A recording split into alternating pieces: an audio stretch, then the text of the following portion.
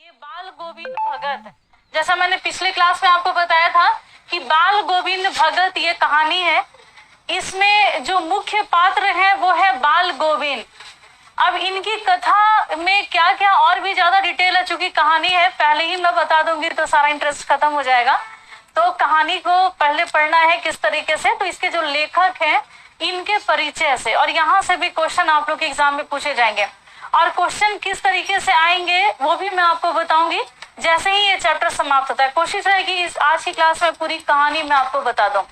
तो बाल गोविंद भगत क्षितिज भाग 2 का, और लेखक इसके हैं राम वृक्ष बेनीपुरी। क्या ना लेखक है? तो बाल गोविंद भगत के लेखक कौन है? तो ये है राम वृक्ष बेनीपुरी। इनका जन्म हुआ था 1899 में, 1899 में इनका जन्म हुआ था। और ये कहाँ पर? तो बेनीपुर में।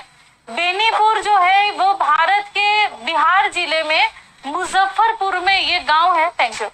मुजफ्फरपुर में एक गांव है और ये गांव है बिहार में बेनीपुर, यहीं पर इनका जन्म हुआ था। तो यहाँ से भी प्रश्न आ सकता है कि राम वृक्ष बेनीपुरी का जन्म कहाँ हुआ था? तो कहाँ हुआ था? तो बेनीपुर में। और इन्होंने कहाँ तक की पढ़ाई की थी? तो इन्होंने 10वीं तक की पढ़ाई की थी। 10वीं तक ये पढ़ाई करे थे, 10 तक। कहाँ तक? 10 तक इन्होंने पढ़ाई करा था। फिर 1920 में राष्ट्रीय स्वाधीनता आंदोलन में इन्होंने सक्रिय भूमिका निभाया और अनेक बार ये जेल भी गए। अलग अलग समय में ये कई बार जेल भी गए हैं। नाम क्या है? राम वृक्ष बेनीपुरी। कहानी कौन सी पढ़ रहे हैं? तो बाल गोविंद भगत। किताब का नाम है क्षितिज भाग 2, एग्जाम का नाम है एक्साइज कांस्टेबल। चलिए, अब निधन इनका हो गया था 1968 में और जन्म हुआ था 1899 में। 1899 में ही रांची की भी स्थापना हुई थी। रांची जिला की स्थापना 1899 में, और उसी समय में राम वृक्ष बेनीपुरी का भी जन्म हुआ था। अनेक तरह के दैनिक, साप्ताहिक और फिर मासिक पत्र पत्रिकाओं का इन्होंने सफल संपादन किया। इनमें से जो मुख्य रूप से है, आपको ये पूछिए मुख्य रूप से कौन से है?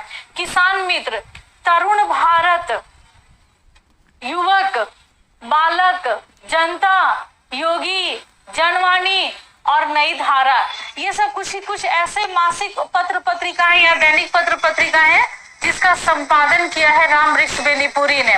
राम वृक्ष बेनीपुरी का जो संपूर्ण इतिहास है, जिसको कहते हैं बेनीपुरी रचनावली, ये बेनीपुरी रचनावली जो है ये 8 खंडों में प्रकाशित है। कितने खंड में? तो 8 खंडों में इसका प्रकाशन किया हुआ है। और इसमें से भी जो महत्वपूर्ण है वो है चीता का फूल। आपसे प्रश्न पूछा जाएगा कि चीता के फूल किसकी रचना है, तो आपको क्या आंसर करना है? तो आंसर यही हो जाएगा, राम वृक्ष बेनीपुरी जो है इन्होंने चीता का फूल कहानी इन्होंने लिखा है। जंजीरें और दीवारें ये संस्मरण है, और माटी की मूर्तें ये एक रेखा चित्र है। पर्वतों के देश में एक उपन्यास है, और पैरों में पंख बांधकर ये यात्रा वृतांत है। और ये सब है जो राम वृक्ष बेनीपुरी की रचना है। कुछ इनकी साहित्यिक विशेषता ये है कि जो स्वाधीनता की नई चेतनाएं हैं और मनुष्यों की चिंता तथा इतिहास का युगांतकारी व्याख्या करते हैं। अब इनको कलम का जादूगर भी कहा जाता है। तो राम वृक्ष बेनीपुरी इतनी सारी विशेषताओं के बारे में जाना। अब एक एक करके इसको शॉर्ट में आप लोग जानिए। देखिए, राम वृक्ष बेनीपुरी जो है ये इनका जन्म कब हुआ था? तो 1899 में। अब इनके जन्म कहाँ हुआ था? तो बेनीपुरी नामक जगह पर। और ये कहाँ पर है? तो ये बेनीपुरी है मुजफ्फरपुर में। और ये मुजफ्फरपुर कहाँ पर है? तो ये आपका बिहार में, ये बिहार का एक जिला है मुजफ्फरपुर, यहीं पर इनका जन्म हुआ था। इनकी जो रचना है ये है बाल गोविंद भगत, ये आप लोगों को पढ़नी है, बाल गोविंद भगत। अब चलिए हम लोग आगे बढ़ते हैं और इसी कहानी को हम लोग पढ़ते हैं। यहाँ पर सबसे पहले जो जिनके ऊपर कहानी लिखा गया है ये है बाल गोविंद जी। तो यहाँ पर उनका चित्र मैंने दिया हुआ है, और इनकी विशेषताओं के बारे में सबसे पहले इस कथा में सबसे पहले पैराग्राफ में दिया हुआ है। जब आप किताब पढ़ेंगे तो जो पहला पैराग्राफ है उसमें ये इनकी विशेषताओं के बारे में दिया हुआ है। अब क्या क्या इनकी विशेषता है? तो इनका जो कद है वो मंझोला कद है, ना तो बहुत लंबे और ना तो बहुत छोटे। तो कद कैसा है? तो मंझोला बीच वाला इनका कद है। तो मंझोले कद के हैं ये बाल गोविंद। गोरे चिट्टे हैं, देख रहे हैं आप लोग चित्र में भी आप देख रहे होंगे कि इनका रंग कैसा है? तो ये गोरे रंग के हैं। उम्र कितना है, 60 से ऊपर की उम्र के हैं, यानी कि ये बुजुर्ग है, ठीक है ना, 60 से ऊपर की इनकी उम्र है। लंबी दाढ़ी, क्योंकि यहाँ पर मैं दाढ़ी नहीं बना पाया, चलिए इनकी दाढ़ी कैसी है, तो लंबी है, और जटा जूट इनमें नहीं है। जैसे कि अक्सर आप साधु वगैरह को देखते होंगे तो उनकी मतलब जटाएं होती हैं बालों में, तो इनकी बालों में जटाएं नहीं है, किंतु हमेशा चेहरा जो है वो एकदम सफेद बालों से, सफेद रंग के बालों से यहाँ पर ये जगमगाया रहता है। तो दाढ़ी उनकी सफेद है, क्योंकि चित्र में उस तरीके के चित्र मुझे मिल नहीं पाए जैसे बाल गोविंद जी हैं, लेकिन मैंने पूरी कोशिश की है। ध्यान से सुनिएगा, ये कहानी आपको अच्छे से याद कर लेनी है या फिर इसको समझ लेना, क्वेश्चन यहीं से पूछा जाएगा। ये कपड़े कम पहनते थे, बहुत ज्यादा कपड़े ये नहीं पहनते थे। अब कपड़ों में भी आखिर अगर कम पहनते थे तो पहनते क्या क्या थे, तो ये कमर में एक लंगोटी पहनते थे, सिर में, समझ लेना क्वेश्चन यहीं से पूछा जाएगा। ये कपड़े कम पहनते थे, बहुत ज्यादा कपड़े ये नहीं पहनते थे। अब कपड़ों में भी आखिर अगर कम पहनते थे तो पहनते क्या क्या थे, तो ये कमर में एक लंगोटी पहनते थे, सिर में कबीर पंथी एक मतलब यहाँ टोपी, ये कबीर पंथी टोपी, जैसे कबीर जो है ये कबीर जैसा टोपी लगाया करते थे, वैसे ही टोपी ये बालों में सर पे अपने लगाए रहते थे। बाल गोविंद जो है कबीर पंथी टोपी। जाड़े के समय में क्या करते थे, एक काली कमली ऊपर से, मान लीजिए बहुत कम कपड़े पहनते थे और फिर हम सर में टोपी रहता था और लंबी दाढ़ी, रंग गोरा और कद जो है वो मंझोला। लेकिन जब ठंडे का समय आता था तो ठंडा के समय में तो वैसे ही रहेंगे नहीं। धुरीना ऐप पर पेपर 2 का क्लास मंडे से शुरू हो जाएगा और चंदन दुबे सर जो है वो क्लास लेंगे और मंडे से आप लोग के क्लासेस वहां पर चला करेंगे। चंदन दुबे सर जो है वो क्लास लेंगे। चलिए, जाड़े के समय में एक काली कमली जो है ऊपर से ओढ़े रहते थे, काले रंग का जो ब्लैंकेट होता है जिसको कंबल और कंबल को यहाँ कौन सा वर्ड यूज किया गया, कमली। तो काले रंग के कंबल को ठंडे के दिनों में ये क्या करते थे, ओढ़ लेते थे। मस्तक पर हमेशा रामानंद चंदन। अब रामानंद चंदन किस तरीके का होता है, तो चलिए इसको अब हम लोग जानते हैं। देखिए अक्सर जो लोग होते हैं ना, आप देखे होंगे कि सर पे इस तरीके का और पूरे ललाट से लेकर के यहाँ तक नाक तक का वो चंदन का टीका होता है। तो ये हमेशा अपने ललाट पर, अपने सर पर कैसा टीका लगाए रहते थे, तो मस्तक पर ये हमेशा रामानंद चंदन जो लगाते थे, जो नाक के एक छोर से ही औरतों के टीके की तरह, जैसे औरत कैसे सिंदूर का टीका लगाती थे, उसी तरीके का ये टीका जो है रामानंद चंदन। अक्सर आप देखे होंगे जो इस मार्ग के लोग होते हैं, रामानंद मार्ग के, तो वैसे लोग वैसा चंदन का टीका लगाते हैं, तो उसी तरीके का टीका ये लगाते थे। और हमेशा ये गले में कैसा माला पहनते थे, तो ये गले में तुलसी माला हमेशा पहना करते थे। गले में तुलसी का माला भी आप देखे होंगे, एक ब्राउन कलर का माला होता है और उसको लकड़ी की जैसा दिखेगा, तुलसी माला उसको कहते हैं। तो हमेशा गले में तुलसी की जड़ों का एक बेडौल माला, क्योंकि वो ऐसी मोतियों वाला माला नहीं होता है कि जो कि एकदम बहुत अच्छे तरीके से सजा करके उसको बनाया जाए, बेडौल होती है, वैसी माला वो गले में धारण करते थे। खेती बाड़ी किया करते थे, इनके परिवार भी हुआ करते थे, परिवार भी रखते थे, खेती बाड़ी भी करते थे। भगत साधु थे भगत साधु, लेकिन साधु के सभी परिभाषाओं में खरे उतरने वाले कबीर को साहब मानते थे। साधु की जो भी परिभाषा होती है ना, उन सारी परिभाषाओं में ये खड़े उतर जाते थे। ये थे बाल गोविंद और ये कबीर को अपना गुरु मानते थे। और आपने देखा कि हमेशा सर में कैसा टोपी लगा के रखते हैं, तो ये कबीर पंथी टोपी हमेशा सर में ये लगा के रखा करते, कबीर पंथी टोपी। कबीर की गीतों को हमेशा ये गाया करते थे। अब मतलब ये आप परिचय देख रहे हैं बाल गोविंद का, तो हम कैसा गीत गाते थे, तो हमेशा कबीर के।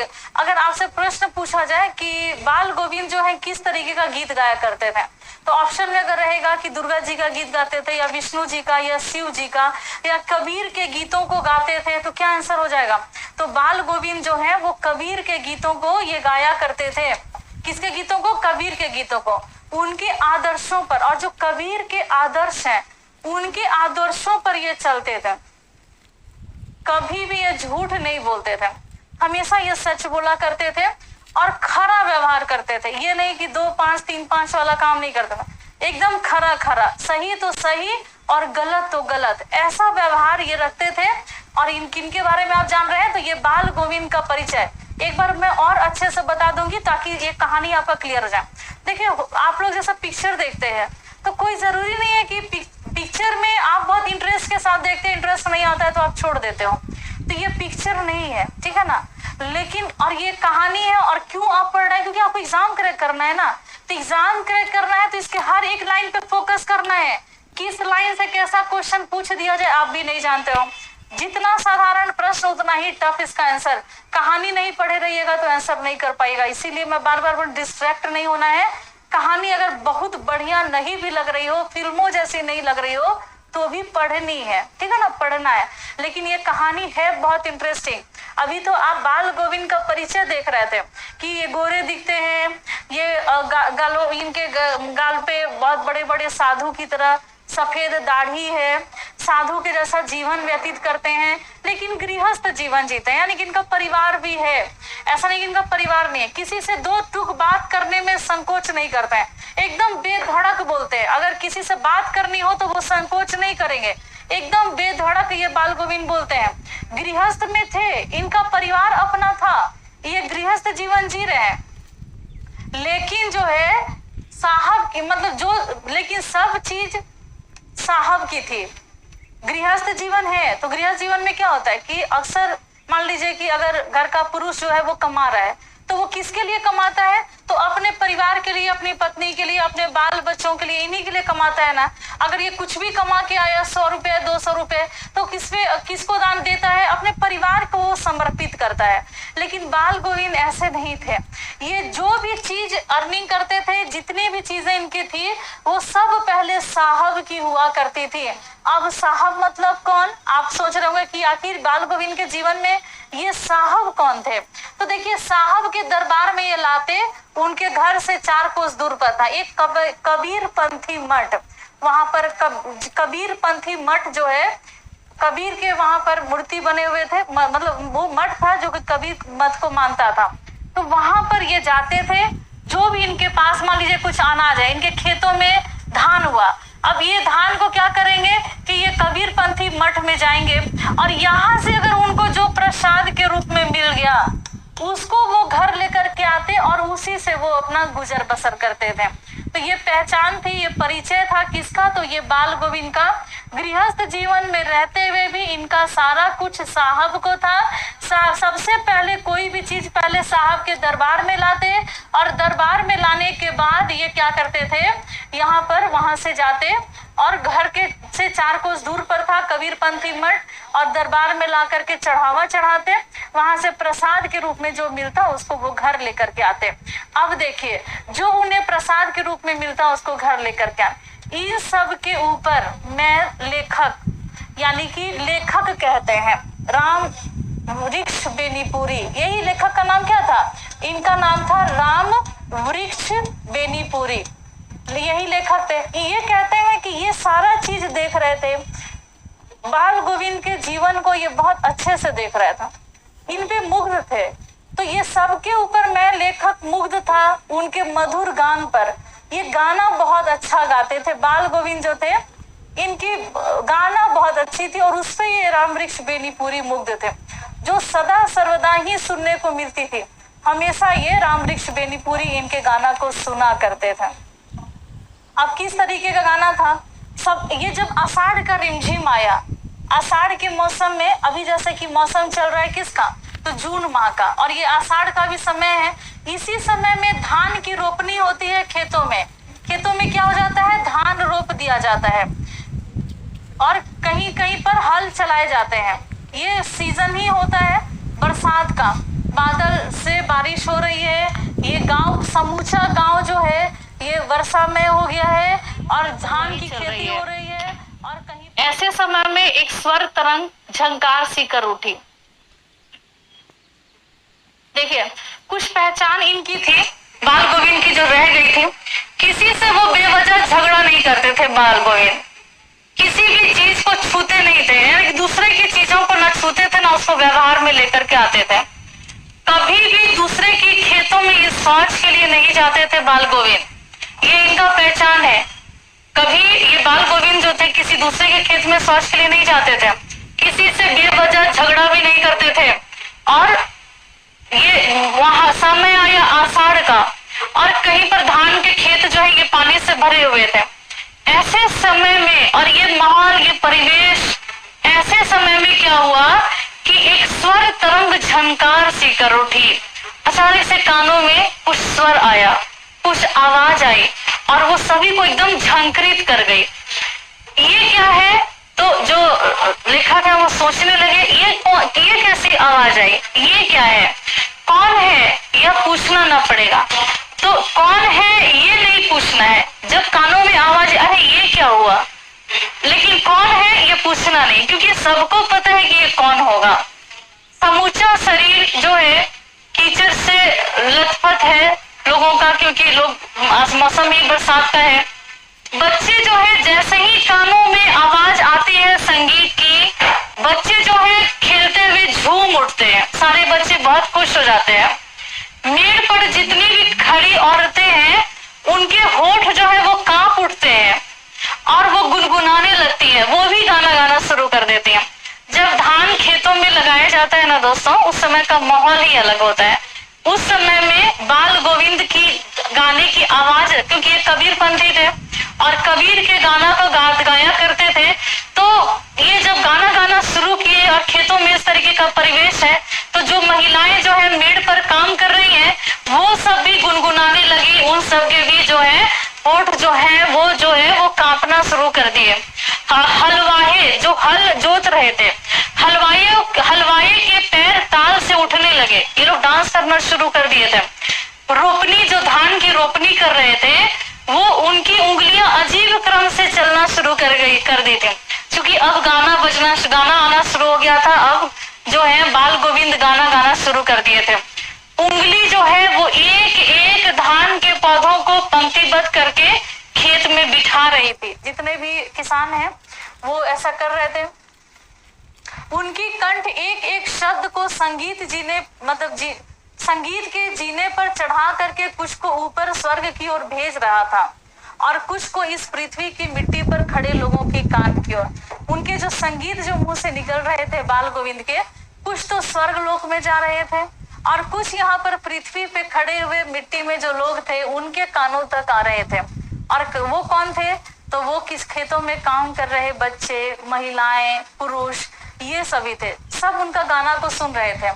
अब आया माह भादो का, ये तो आषाढ़ का माह था। तो आषाढ़ के मौसम में क्या होता है? बरसात होता है। लेकिन अब आया माह भादो का। आपको पता है झारखंड में भादो के माह में एक त्योहार मनाया जाता है जिसको करम त्योहार के नाम से जाना जाता है। अब इस मौसम में क्या चल रहा था भादो के मौसम में? तो ये किस तरीके के गाना को गुनगुना रहे थे? थोड़ी देर पहले ही मूसलाधार वर्षा खत्म हुई थी, बहुत मूसलाधार वर्षा रुकी। अब थोड़ी ही देर पहले रुकी थी ये मूसलाधार वर्षा।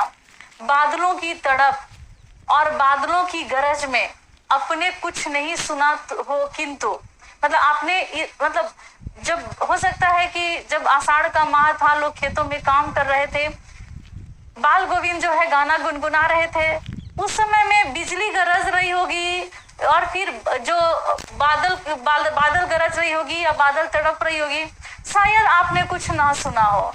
लेकिन मौसम आया भादों का, बरसात होना थोड़ा कम हुआ, रुका। अब झिल्ली की झनकार या दादरों की टरटर भगत के खंजड़ी वादन और गायन को अपने कोलाहल में डुबोने में सक्षम नहीं है। अब जो है आप सुने होंगे कि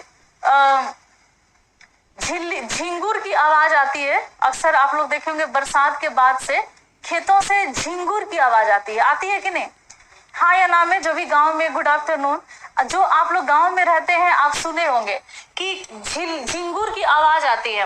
और दादुरों की टरटर, दादुर कहते हैं मेढक को, तो मेढक जो है वो टरटर कर रहे हैं, झिंगुर जो है बोल रहा है। तो अब ये जो झिंगुर और मेढक की जो टरटर है या झिंगुर की झंझन की आवाज है, झंकार है, अब ये आवाज दबाने वाली नहीं थी कबीर की। बिजली की कड़क शायद दबा दी हो, लेकिन इनकी आवाज उनके संगीत को नहीं दबाने वाली थी और अपने कोलाहल में डुबोने में सक्षम नहीं थी ये। अब ये संगीत आता है कानों में लोगों के, और ये म्यूजिक जो संगीत आ रही है, जो ये गाना गा रहे हैं, गाना कौन सा गा रहे हैं? गोदी में पियवा चमक उठे सखिया चिहुक उठे ना, ऐसा गाना ये गुनगुना रहे हैं। फिर से एक बार मैं गा के बताती हूँ। गोदी में पियवा चमक उठे सखिया चिहुक उठे ना, ये ऐसा गाना ये गा रहे हैं। और ये गाना कौन गा रहा है? तो ये बाल गोविंद गा रहे हैं। और अक्सर बाल गोविंद जो है ना इस तरीके के डपली बजाते रहते हैं, डबली बजा करके ही गाना गाते हैं।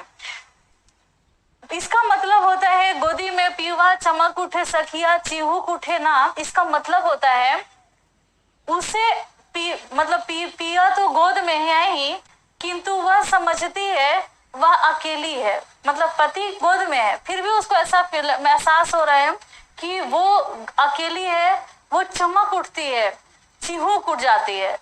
चिहुकना मतलब अचानक से अगर कोई आवाज आ जाए या फिर अचानक से कोई आ जाता है तो जो मतलब एहसास होता है, तो उसको कहते हैं चिहुक जाना। अचानक से चिहुक उठती है। तो इसी गाने में गोदी में पीवा चमक उठे सकिया चिहुक उठे ना, ऐसा वो गाना गुनगुना रहे हैं। सारा संसार निशब्दता में सोया हुआ है। अब पूरा संसार सोया है, एकदम गहरी नींद ले रहा है। भगत की संगीत जाग रही है और जो बाल गोविंद भगत है वो गाना गा रहे हैं, जगा रहा है और वो सबको जगा रहे हैं। वो गाना गा रहे हैं, ये गाना सबको जगा रहा है। और गाना वो कौन सा गाना गाते हैं? तेरी गठरी में लगा चोर मुसाफिर जाग जरा, ये गाना गुनगुना रहे हैं। तो ये गाना कौन गुनगुना रहा है? अगर आपसे प्रश्न पूछ दिया जाए कि 2 लाइन दे दिया जाए, आपको कहा जाए कि तेरी गठरी में लगा चोर मुसाफिर जाग जरा, तो ये जो है ये गाना पंक्ति या गाना किसने गाया? तो ये किसने गाया है? तो ये गाया है बाल गोविंद भगत ने। और इसके लेखक कौन है? तो लेखक है राम वृक्ष बेनीपुरी। इस कहानी को लिखा है इन्होंने। देखिए, माह बीता आषाढ़ का, माह बीता भादो का, फिर माह आया कार्तिक का। ये कार्तिक का जो माह आता है ना, इस समय में झारखंड में एक त्योहार मनाया जाता है, इसको कहते हैं सोहराई। या फिर एक और त्योहार होता है, इसी को कहते हैं वंदना। ये त्योहार है। और इसी समय में दीपावली वगैरह, गोवर्धन पूजा, चित्रगुप्त पूजा वगैरह जो होता है वो इसी कार्तिक माह में मनाया जाता है। इस समय में ना धान की फसल जो है वो कट गई होती है और उसके बाद ये सारे त्योहार आते हैं। और कार्तिक आया नहीं, ये एक माह है और कार्तिक आया नहीं कि बाल गोविंद भगत की प्रभातियां शुरू हो गए। तो प्रभाती, और इस मौसम में जब माह कार्तिक आता है उस समय में क्या गाया जाता है? तो उसको कहते हैं प्रभाती। तो क्या बोलते हैं? प्रभाती। तो अभी जैसे ही कार्तिक माह आया नहीं कि बाल गोविंद ने क्या गाना शुरू कर दिया? तो ये प्रभाती गाना शुरू कर दिए। और जो फागुन तक ये चलता है, तो नवंबर से लेकर के ये जो प्रभाती गाया जाता है सुबह सुबह की बेला में गाया जाता है। और कब से कब तक? तो ये कार्तिक माह से शुरू होता है और फागुन माह तक। फागुन माह में एक त्योहार मनाया जाता है, इसको होली या फागुन का त्योहार भी कहते हैं। तो ये दीपावली से लेकर के होली तक इस प्रभाती को गाया जाता है। और इस प्रभाती को भी जो है बाल गोविंद भगत गाया करते थे। अब देखिए कि इन दिनों ये क्या करते थे? सवेरे सवेरे उठ जाते थे, एकदम सुबह सुबह। आपको पता भी होना चाहिए कि ये कार्तिक माह में अक्सर क्या करते हैं, अक्सर महिलाएं क्या करती है, सुबह सुबह एकदम सूरज निकलने के पहले महिलाएं क्या करेंगी? नहा लेंगी। और नहाने के बाद वो नदी किनारे, मतलब ना तो नदी के किनारे जाती है नहाने के लिए या नहाती हैं घर में ही, और उसके बाद वो दीपदान करती हैं, पूजा पाठ करती हैं, फिर शाम में उसी तरीके से भजन कीर्तन चलता है। अक्सर कार्तिक का माह बहुत ज्यादा भक्ति से सराबोर होता है, क्योंकि धान की खेती जो है वो हो गई रहती है, धान का फसल कट गया रहता है, तो अब पूजा पाठ का कार्यक्रम बहुत तेजी से चलता है। तो इन दिनों वह सवेरे उठते, बाल गोविंद जो है क्या करते? सुबह सुबह उठ जाते। ना जाने किस वक्त जाग करके वो चले जाते थे। ये जो आप देख रहे हो चित्र, ये नदी के किनारे, पता नहीं कब वो सुबह सुबह जाकर नदी के किनारे पहुंच जाते थे। स्नान को जाते वहां पर नदी के किनारे, गांव से 2 मील की दूरी पर, वहां से जाते और नहा करके लौटते। और ये जो नदी का किनारा था वो कहाँ था? तो गांव से ये 2 मील की दूरी पर था। जहां इनका गांव था वहां से 2 मील की दूरी पर था। वहां जाते और नहा धो करके लौटते। और ये गांव से लेकिन बाहर नहीं था। पोखरे के ऊंचे भीड़े पर ये आते और वहां पर क्या करते कि अपनी खजड़ी, खजड़ी छोटी सी ढपली जैसी है, ये जो आप देख रहे हैं चित्र, इसको क्या कहते हैं, तो इसी को कहते हैं खजड़ी, ठीक है ना। तो ये इसको लेकर के वहां पहुंच जाते थे।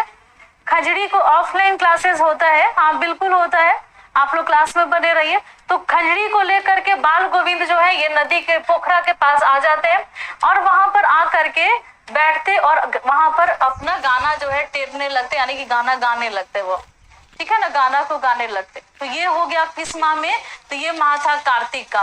फिर माघ का महीना आया। ये माघ का माह जो होता है ना वो ठंड का माह होता है। इस माघ माह में क्या करते थे, देखिए शुरू से मैं आपको एक बार रिवाइज करा देती हूँ। सबसे पहले तो आपने बाल गोविंद भगत की आपने जीवन के, आपने लाइफ के बारे में देखा कि उनका जीवन किस तरीके का है। इनके ये बोर्ड तो जल्दी काम ही, उनके सबसे मैं यहीं पर लिखती हूँ, चलिए। तो सबसे पहले आपने इनके जीवन के बारे में देखा कि इनका जीवन किस तरीके का है। फिर आपने इनके देखा कि ये माह जब आता है अश्विन का, तो इस समय में ये क्या करते हैं। फिर आप देखें कि भादो का माह आता है, तब इन्होंने किस तरीके से गाना गाते हैं। फिर आपने देखा कि जब कार्तिक का माह आता है तब ये किस तरीके से गा रहे हैं। अब माह आ गया किसका, माघ का माह आ गया। अब माघ के माह में क्या होता है, तो ठंड बहुत ज्यादा पड़ती है। अब ये देख रहे हैं कि आखिर ठंड पड़ रही है, तो इस समय में ये गीत किस तरीके से गुनगुना रहे हैं। और यही कहानी का पूरा आधार है दोस्तों।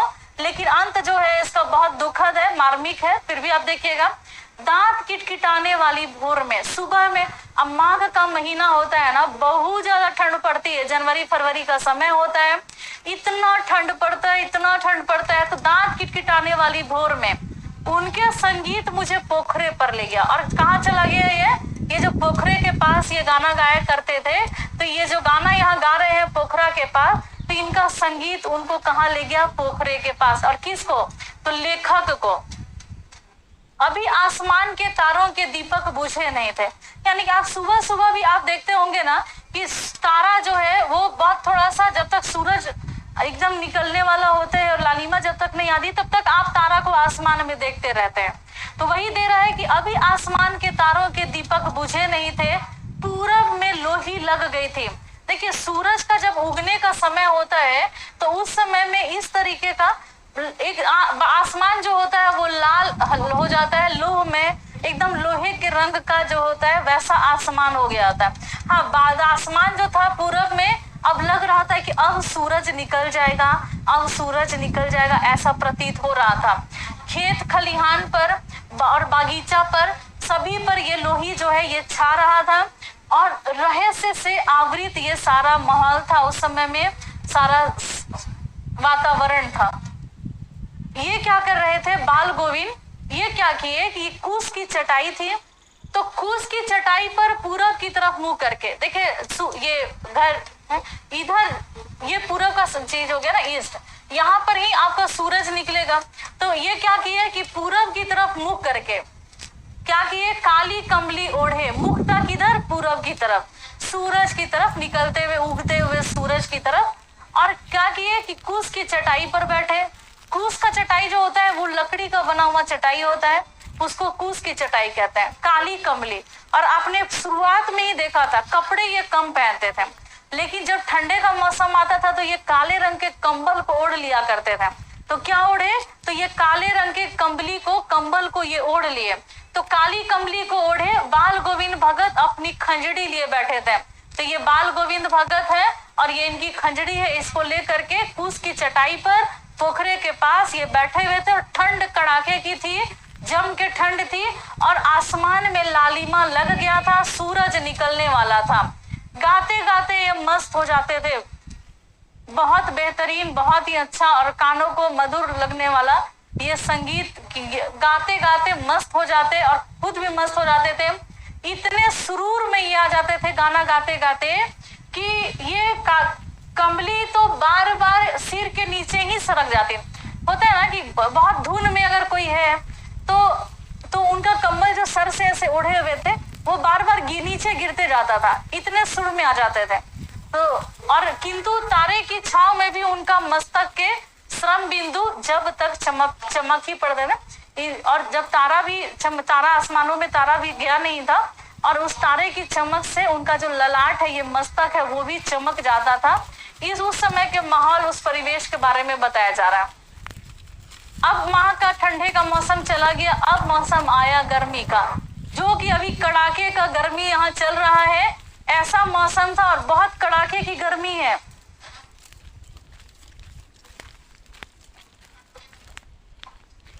Please JSSC CGL Hindi paper 2 को भी पढ़ाइए ना यूट्यूब पर, ठीक है। कोशिश करती हूँ। मुझे देखिए बहुत सिलेबस थोड़ा बड़ा है, मुझे एक्साइज कांस्टेबल का मैंने जिम्मेदारी लिया है, तो इसको मैं करा रही हूँ।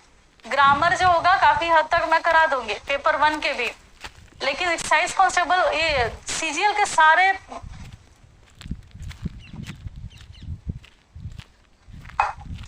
अच्छा इसको पढ़िए। गर्मी का दिन था, पहले एक सिलेबस कंप्लीट कीजिए। सिलेबस कंप्लीट भी तो कराना है ना, जब उधर झारखंड जी के। आपको पता है कि आज झारखंड जीके में कितने बच्चों ने इनरोल किया है? बताइएगा। 3000 से 4000 बच्चों ने आज झारखंड जीके लिया है। 5 रुपए वाला, 5 रुपए वाला। हाँ चलिए। गर्मी, मौसम कैसा था? तो बहुत गर्मी वाला था। 33 डिग्री टेम्परेचर आप बोल रहे हैं। 41 डिग्री हमको नहीं लगता है, बहुत गर्मी है रांची में बाबा, बहुत। और पानी भी नहीं है, बहुत मुश्किल से पानी। गर्मियों में सांझा, तो गर्मी का दिन जब आता है ना, देखिए ठंडे के दिन में याद रखिएगा, जो बता रही हूं ध्यान से सुनिएगा। कार्तिक का महीना, तो क्या गाया गया? प्रभाती। तो यानी कि ठंड के दिनों में आप क्या गाते हो? तो प्रभाती गाते हैं। और जैसे ही मौसम गर्मी का आता है, तो इस समय में आप क्या गा रहे हैं? तो इस समय में सांझा गा रहे हैं, सांझा। और ये शाम के समय में गाया जाता है। गर्मियों में शाम के समय में सांझा गाया जाता है, शाम के समय में सांझा। याद रखिएगा, क्वेश्चन यहाँ से पूछ देगा।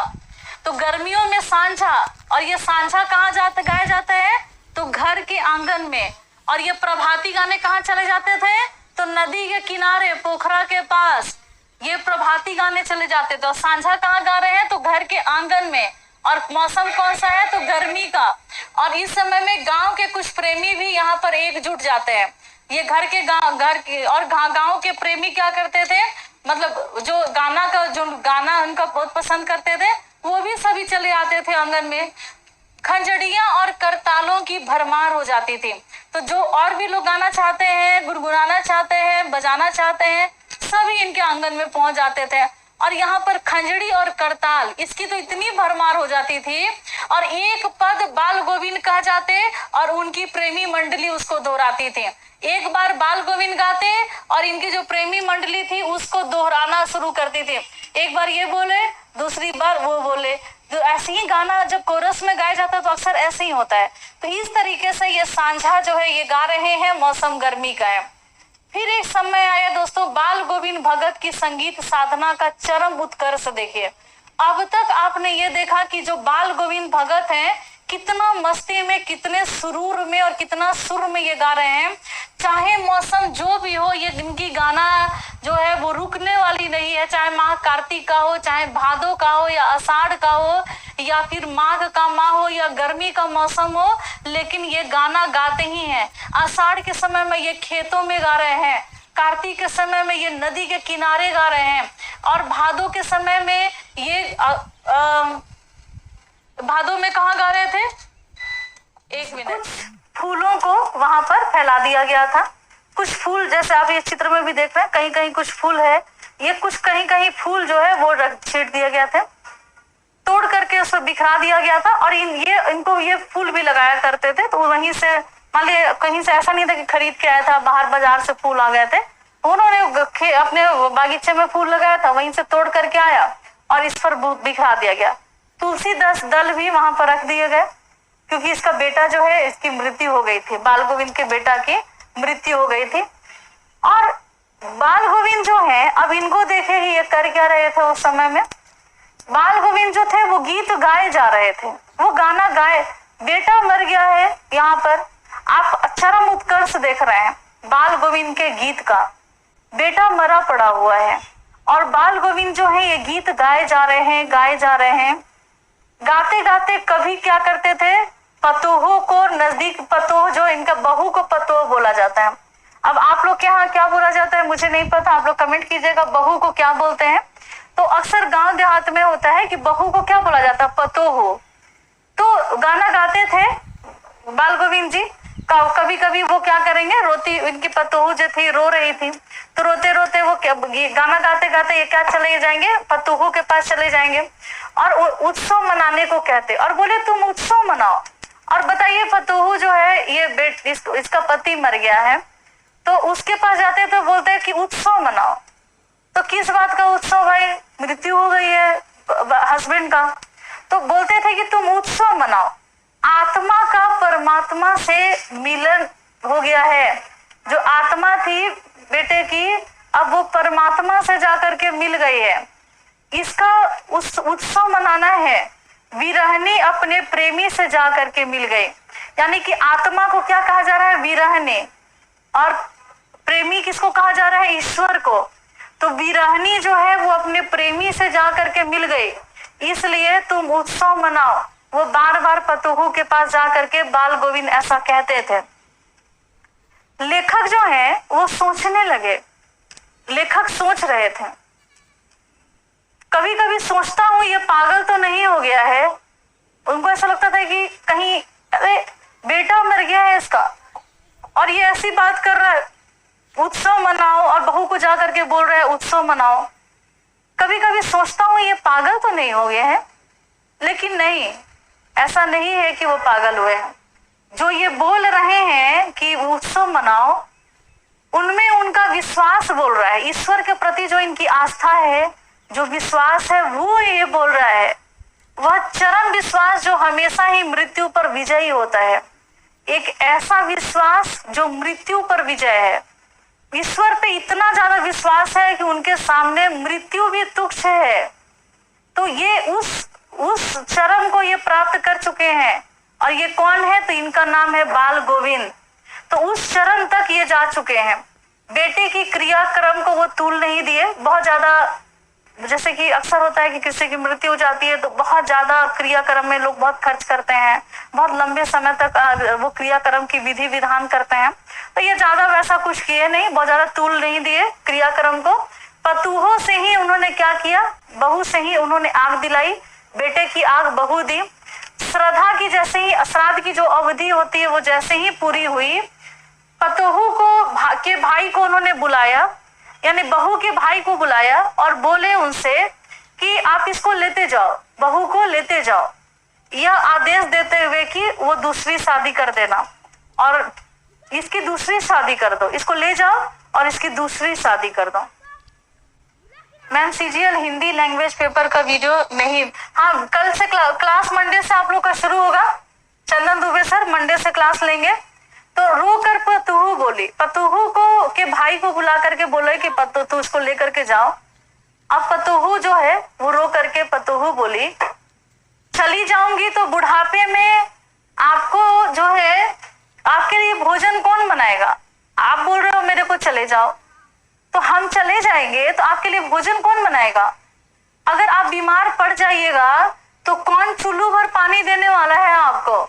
मैं पैर पड़ती हूँ आपके, मुझे अपने चरणों से अलग मत कीजिए। आपके हम पैर पड़ते हैं, आप चरणों से अलग मत कीजिए। लेकिन बाल गोविंद ने कहा कि इसको ले जाओ अपने साथ, इसका ब्याह कर देना, इसका शादी कर देना। ये बोलती है मैं नहीं जाऊंगी, आपके लिए भोजन कौन बनाएगा, आपको पानी कौन देगा, अब मैं आपके चरणों में रहूंगी, लेकिन मुझे जाने के लिए नहीं बोलिए, मैं नहीं जाऊंगी। लेकिन भगत का जो निर्णय था वो अटल था, वो नहीं माने, वो बोले कि नहीं तुमको जाना पड़ेगा, तू जा, नहीं तो मैं ही जो है इस घर को छोड़ करके चला जाऊंगा, तुमको जाना पड़ेगा, नहीं तो मैं कहीं चला जाऊंगा। और उन्होंने ये दलील दिया। इनके दलील के आगे जो है इनकी एक न चली, जो बहू थी उसका एक भी नहीं चला। बाल गोविंद भगत की मौत उन्हीं के अनुरूप हुई, जैसा वो चाहते थे वैसे ही इनका भी मौत हो गया बाल गोविंद का। अब किस तरीके से हुआ, तो चलिए ये लास्ट पैराग्राफ है, इसको देखिएगा।